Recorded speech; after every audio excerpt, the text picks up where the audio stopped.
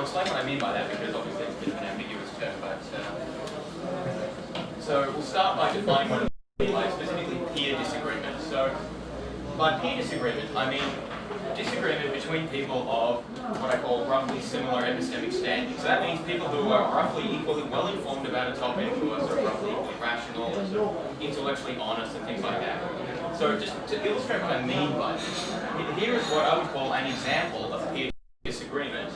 Obviously everyone knows who the gentleman on the right. Does anyone know who the person on the left is? Yes. Yeah, this is Francis Collins, who is the director of, or was the director of the Human Genome Project. And he is a prominent Christian and apologist and so on. So these are two eminent biologists who obviously have very differing views about, not biology so much, but about religion and the impact that science can have. These two gentlemen here, Paul Krugman and Milton Friedman, are two Nobel Prize-winning economists. Krugman sort of very much on the left wing, whereas Milton Friedman very famous for his sort of more free market-oriented views. Anyway, the point is, this is another example of peer disagreement, two peers who disagree vociferously with one another. Here is an example of what I would not call peer disagreement.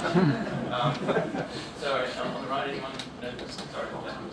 Stephen Novella from Skeptical Guide to the Universe, and yes, Jenny McCartney, yes. So, Jenny McCartney being famous for talking about the relationship between autism and vaccination, and Stephen Novella, who is actually a medical doctor and knows what he's talking about, and represents the overwhelming majority of the medical community, saying that this is not something that we need to worry about. So these are not epistemic peers, and so this is not the type of disagreement that I'm worried about. So I'm not talking about people who say that there's no climate change or there's no evolution, because that is not an instance of peer disagreement. The peers in those relevant fields don't disagree with each other. Yes, that's right there. Okay, so this is the core problem that I want to address tonight. On many issues of importance, there exists considerable disagreement between peers. That is, people of roughly the same qualifications and knowledge. And this is just sort of a random list of things that I think are relevant. Politics and philosophy are two sort of big areas where this fits. Some other issues of great importance there.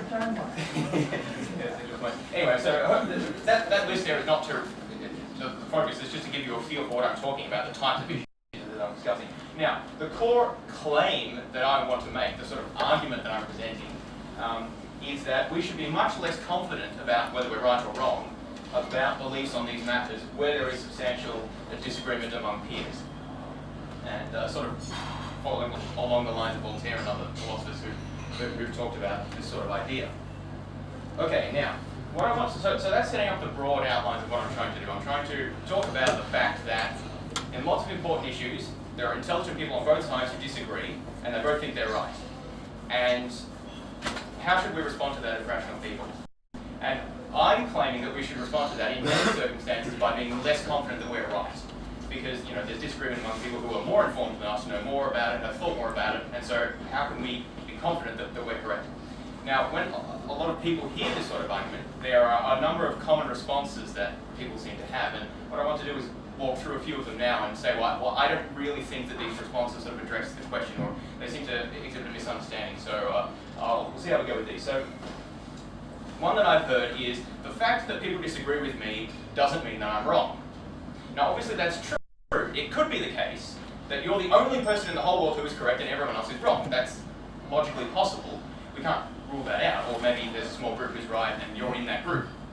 But that's not really the point. The point is not that you are wrong because people disagree with you. The point that I'm making is you can't be confident, or you shouldn't be confident, that you are right, because so many people disagree with you, so many epistemic peers disagree with you. Because you can think about sort of interchanging the situation. If you think that you're right, the other person thinks they're right as well. So what is it that makes you special relative to them? And we'll bring that point up again in a moment. Now this is another claim that people make, and I sort of agree with it, the idea that disagreement is good, or in other words, well, we wouldn't want everyone to just always agree about, I don't know, philosophy or politics or whatever, because disagreement is healthy, promotes discussion, a vibrant society, it makes things interesting, it leads to progress, people throwing around ideas, etc., etc. And I agree with all of those things, so I'm not saying we shouldn't have disagreement, but what I'm saying is false confidence in our positions about those matters isn't a good thing. So we can have disagreement, but without having the false confidence that we're right or we're right, when in fact it seems hard to justify given the peer disagreement that exists. And yeah, this book being a good example of how often we're overconfident about things that we shouldn't really be. So this is a little bit crude, but I think it sort of emphasizes the point. So if someone responds by saying, well, yes, I know people disagree with me about this political issue or this economic issue or this philosophical position or whatever it be, but they're clearly wrong because X, Y, and Z, and then you proceed to give a list of reasons and explanation as to why you're right and they're wrong. And I'm not saying there's anything wrong with giving reasons or explanation, but what I'm saying is that attempting to do that and thereby resolve the dilemma completely misses the point. Because the very point is that the other person has their list of reasons and explanations as to why they are right and you are wrong. And the entire question is, how do you know that your way of looking at it, your perspective, your way of evaluating the arguments and evidence is privileged or is better than the other person? And again, I'm talking about this in the issue where there is peer disagreement. So you're assuming that the person that you're talking is roughly as well informed as you are, roughly as rational. So there doesn't seem to be any reason you can just say, well, this argument is persuasive to me, therefore I must be right. Because of course the other person has an argument that's persuasive to them.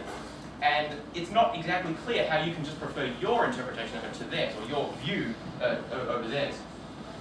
Another response that I sometimes get is, well, we can never be certain about anything, so you seem to be asking for certainty. Well, obviously we can't be certain. It's important to understand that's not at all what I'm saying here. I'm not saying that we have to be certain about anything, or that we can't form beliefs until we're absolutely certain. I don't think we can really be absolutely certain about much of anything. What I'm talking about is having the right level of confidence. So if you say that it's overwhelmingly likely that this political position is true or this philosophical position is true, when in fact there's a massive amount of peer disagreement on the subject, then I think that's being too confident that your position is true. And so that's what I'm talking about here, having the right level of confidence, or lack of confidence, as I think the case should often be, and not about the need to be certain. Okay, so this I think is one of the more relevant responses, and I might talk a little bit about this because I think this is really important to understand. So the response here would be, well, okay, yes, I know people disagree and there's different views, but what I do is I listen to people on both sides, and I weigh up the arguments and look at the evidence, and then I make up my mind about who's probably going to be right, and then that's my opinion. Now, I'm obviously not saying don't do that. I'm not saying this is wrong. What I'm saying is it doesn't actually address the question, because remember, the other guy is doing exactly the same thing. They are looking at the same evidence, in many cases, the same arguments, they're reading the same philosophy books or the same opinion pieces or whatever it be, and coming to very different conclusions. And so if you're going to say, well, I'm probably right and they're probably wrong, you have to have a reason for why your way of analysing evidence is better than the other person's. And I think it's very difficult to justify that assumption, that you have somehow a privileged access to the truth, or a privileged way of looking at information that you're probably going to be correct. And this example of Fox News here is a sort of a trite but telling example. They claim to be fair and unbiased, fair and balanced. Obviously, we wouldn't think that that's probably not true, but the thing is, everyone thinks that they're fair and balanced and look at the evidence in an objective way and then make a decision. If there exists a considerable amount of disagreement among peers, then it becomes, I think, harder to maintain the fact that you really are this sort of unbiased, objective viewpoint. Just a quick point here, sometimes people will say, well, yeah, we can't be really confident about things, but we still need to take action in the world, so we can't just sort of sit around waiting until we have perfect information or are really confident. Again, I would say that's true, but it doesn't justify being falsely confident about things. So a trivial example, hopefully will illustrate this point. If I'm going to come into the city to an activity or something, I have to decide, do I take the train or do I drive my car? I have to think, well, what's going to be quicker and more convenient? And often I don't really know. I don't know how the traffic's going to be. I don't know if the trains are going to break down or if there's going to be some problem. It's often very uncertain. I really don't know which is going to be better. But I have to make a decision. I have to actually get into the city. So I make a decision. And I pick one and I use that method. But the fact that I have to take that action from that it does not follow that I can be really confident that this is the best method. What I can say is, I'm not sure, I have to act, and so I'm going with this, because maybe I think it's slightly more likely to be true, but you don't somehow jump from I have to act to I have to act, and I can now be very confident that my view is true. And so again, this is just the point that overconfidence is still not justified, even if we do have to take action. Yeah, this is, I think no one really says that they're more rational than other people, but I think implicitly you kind of have to if you're going to say that my interpretation of the evidence is right and yours is wrong, given that you're both roughly equally well informed. And there's really just, I think there's no reason to take this view seriously, as sort of this cartoon kind of illustrates. there's every reason why you would be biased in your evaluation of how objective and rational and well-informed and so on you are. And therefore, no real reason to suppose that. That was me on the right. You are. Yes, I think this quote actually really well encapsulates, again, what I think you have to implicitly think in order to say that I can be really confident about this controversial view and this other person is in fact wrong. You sort of have to say that your brain works better than theirs, or you are better at synthesizing the evidence, or at bringing together, or you can see through the fallacies, whatever else, and other people can't. And again, I just think it's very hard to actually justify that. It's not credible, basically, that this would generally be the case. Okay, so in the last couple of minutes, I want to talk about what we can actually do about this, because I presented a problem and sort of presented it as something that's really difficult. I think it is a really difficult problem to resolve, and I don't think there are easy solutions. But I think there are a few pointers that I would make, and I'll try and make them now. So one is, try and look for expert consensus where it exists. Here's an example where it does exist, and where many people don't think it exists, is about anthropogenic global warming. There is overwhelming expert consensus that this is happening, and so that's a good thing to believe about. There doesn't really exist any peer disagreement on that matter. There does exist a lot of peer disagreement, I'd argue, about what the best response to it is, or what we should do about it. So those are distinct issues. So it's important to look at what the expert consensus tells us, and then what issues of controversy remain. And I argue when experts disagree substantially about an issue like this, we should remain substantially agnostic. It's not justifiable, I'm arguing, to adopt a strong viewpoint. And that doesn't mean we shouldn't read about it, or be interested about it, or discuss about it. But I think it does mean that we should not be very confident that we have the answer. So frequently engage in meta-reasoning is a point that I have up there, and that term might be slightly confusing. By meta-reasoning, what I mean is thinking about how you think. So that would include thinking about, well, when was the last time I looked for evidence that disconfirms my current position? Or when was the last time I talked to someone who disagrees with me about this? Or how much am I considering my own biases? Or how much am I looking at the authority of my sources as opposed to just seeking out things that seem reasonable to me? And other things like that. It's not just thinking about the problem, but thinking about how you think about the problem. And I think that, good skeptics will of course be familiar with this sort of idea, and it's something that generally everyone should do, but I think it's particularly important when we're dealing with these issues of peer disagreement to make sure that we're trying to be as objective and rational as we can. Now, of course, I just said you can't be objective and rational, and there's no reason to believe that you're special in being able to do that. But we should still sort of try the best we can. Yes, this fourth point here, don't make yourself into a world expert. Well, I think that's sort of fairly self-explanatory. Just be aware of one's own limits, and I think there's sometimes a tendency for some people to do that. And the last point there, seek disconfirming evidence and alternative views. I think that's particularly important for this controversial issues. There's a tendency towards groupthink, confirmation bias, and so there's an important role of doing that. That's why I'm very interested, for example, in dialogue, religious and political dialogue and things like that, because it's a way of breaking out of your own bubble and at least trying to deal with these problems of disagreement. Now, I'm running quite long on time, so I don't think I'll have time to fully go through these things, but this is just sort of a couple of slides I threw together about some other points about how you should sort of engage in a discussion or a disagreement, a serious disagreement, not sort of a pub argument or something like that.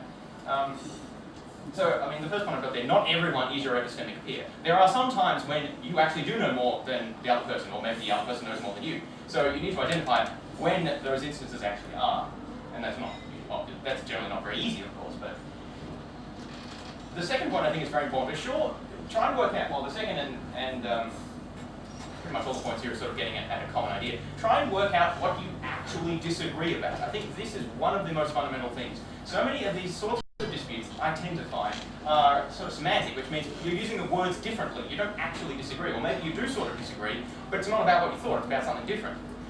This can be very common in philosophy especially, but politics as well. Different people think freedom means different things, and so you could be disagreeing about something completely different to what you actually thought. And so that's why the last couple of points here are important. Try and work out what the other person actually believes, and if you can articulate what they believe in a way that's compelling to them, that they accept, then that's a good indication that you actually understand what they think. And that's not going to magically lead to agreement, but at least it's a starting point where you each know what the other actually thinks. And then what you can try and do is try and dig down, well, what do we agree on and what do we not agree on? And try and identify precisely where you disagree, and then you can focus on that, and then hopefully follow that through in subsequent discussions. I think I've pretty much made all the points. I'll just touch on this very quickly. There's a tendency to try and defend one's position. I mean, I know I get into this, everyone does this. Proper disagreement, I think, at least in the context I'm talking about, is about understanding what the other person's trying to say and trying to work out why you disagree. It's not about trying to prove that you're right. I mean, I think there's a place for that, the sort of rhetoric and debating and so on, but in this sort of disagreement that I'm talking about, I think it's more important and more useful to try and work out why you disagree, what you disagree about,